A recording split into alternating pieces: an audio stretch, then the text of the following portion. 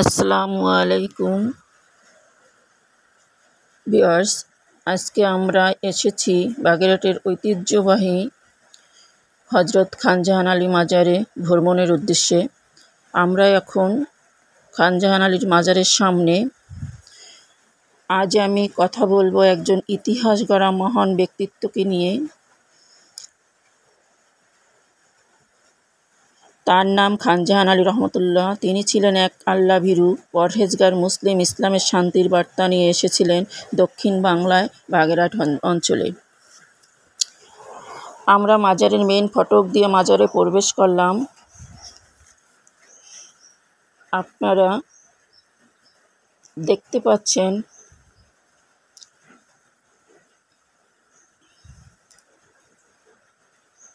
ডানে এটা মাজারের মেইন গেট।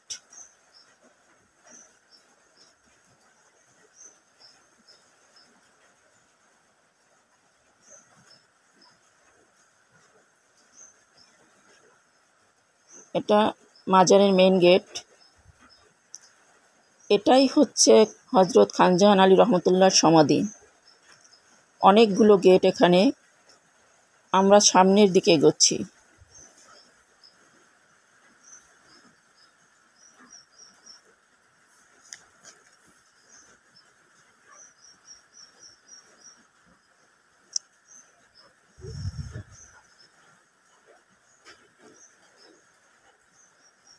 এটা হজরত খানজাহান আলী রহমতুল্লাহর মাজারের আরেকটি গেট।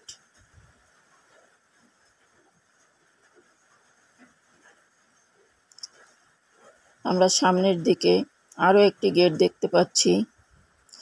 এখান থেকে আমরা বের হব খানজাহান আলী বড় যে দিঘি সেটা দেখার জন্য।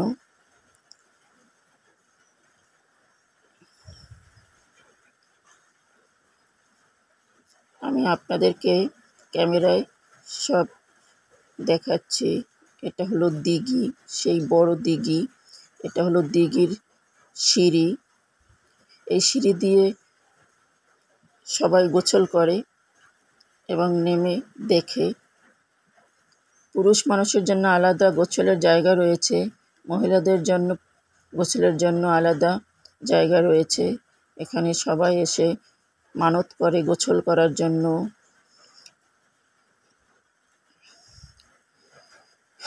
হজরত খানজাহান আলী রহমতুল্লাহ এর অবদানের কথা বলতে গেলে তিনি শুধু ইসলাম প্রচার করেননি, তার সবচেয়ে বিখ্যাত সৃষ্টি ৬০ গম্বুজ মসজিদ আজও দাঁড়িয়ে আছে ইসলামের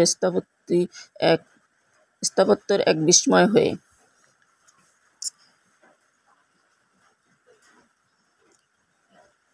তিনি ছিলেন দয়ালু, সাহসী এবং খুবই সৎ। মানুষকে ভালোবাসতেন এবং আল্লাহর পথে ডাকতেন। তার জীবন থেকে আমরা শিখতে পারি ঈমান, আমল আর মানুষের সেবাই প্রকৃত ইসলাম।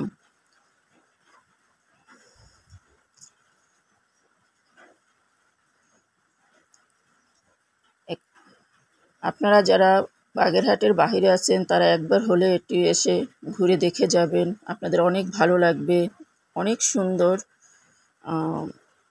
আমাদের এসে অনেক ভালো লেগেছে।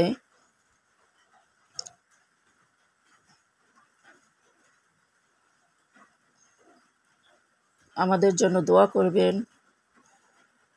ভালো থাকবেন। আল্লাহ হাফেজ।